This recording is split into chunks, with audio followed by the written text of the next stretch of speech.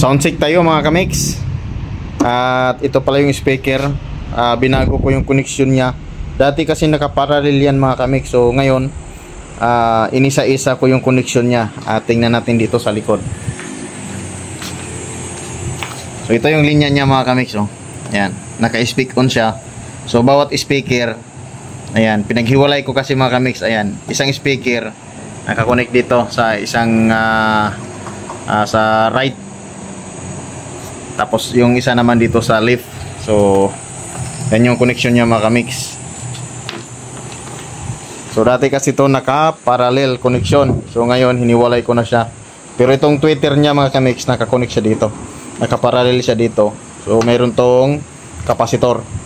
Tapos ito yung ating gagamitin na amplifier. So sound check na natin.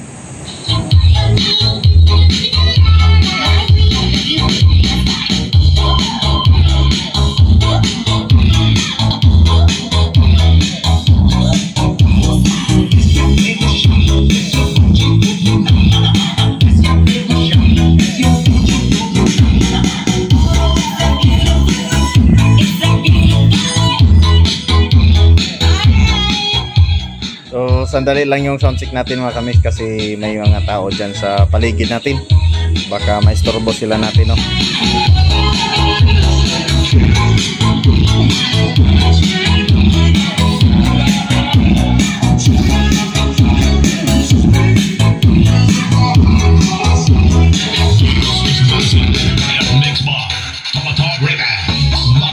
Alright, abangan ninyo yung todong sound check natin.